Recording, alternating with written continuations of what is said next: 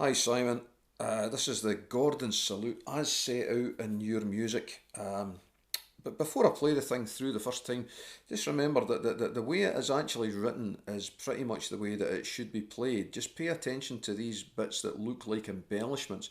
What you'll see that several times, rather than being a demi-semi-quaver, a note contained within what looks like an embellishment may in fact be a full quaver, and it may even be played for longer than that.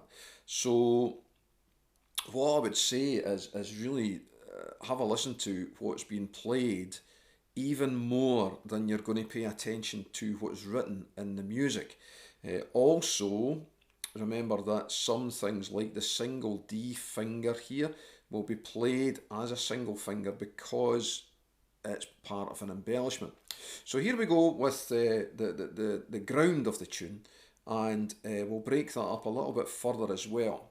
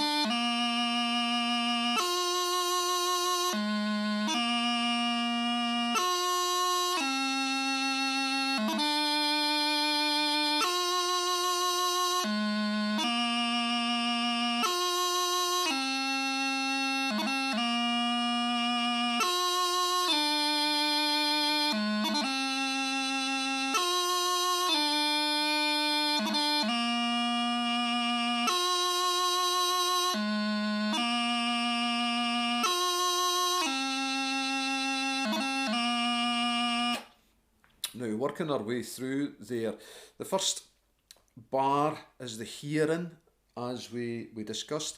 G grace note to a long E, through a D, and then it's a burrow, but we want to hear the low A to start that burrow.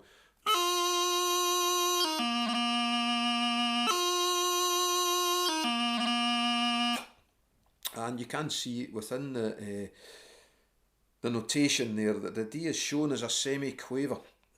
As long as we get that A in before a nice burrow. The next thing we have is a cadence to C. And we can get away there with a G grace note to a long E through the full D because we're just going down to the C later on. That changes with the B cadence, as we'll see at the end of this first line. Then we have the Da-ra-do, which is probably the most complicated part of this ground.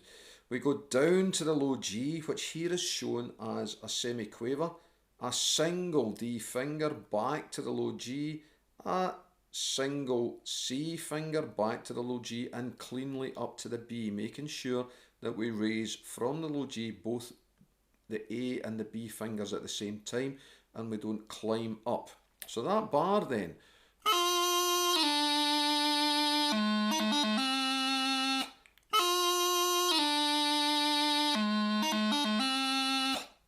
Now you can hear there's quite a big low G in there.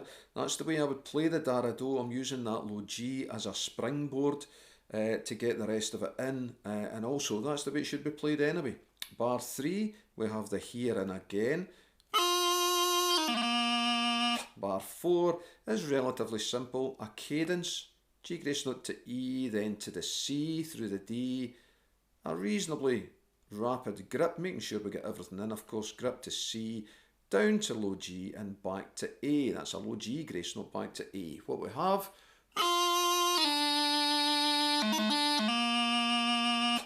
the next note, next bar, sorry, regardless of, again, of things being written as an embellishment, it's a G grace note to an E, through the low G to a D grace note on A.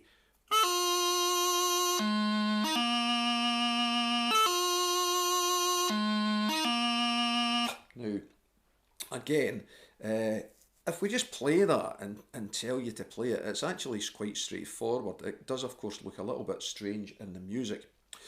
So finally we come to, at the end of the line, G, a cadence to B. So this time it's a G grace note to E through a single D finger to the B with a grip and a low G grace note to A. So that line then.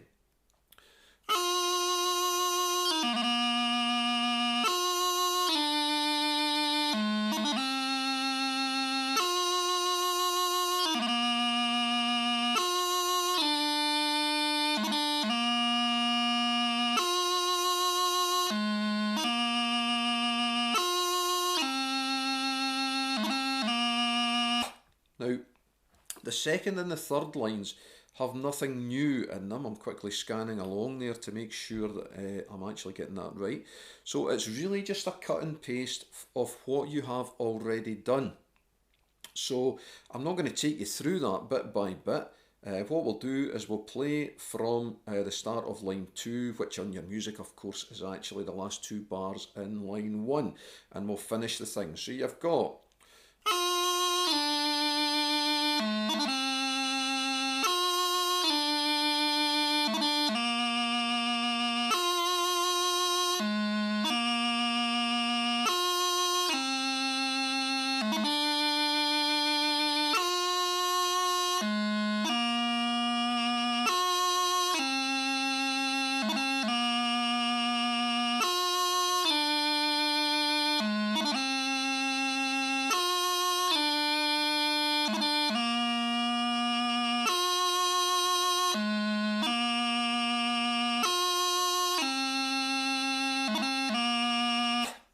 the only other thing that's worth adding at this point is that at the end of each line there should be a little subtle pause there, just to indicate that you are at the end of the line and of course you're at the end of a phrase.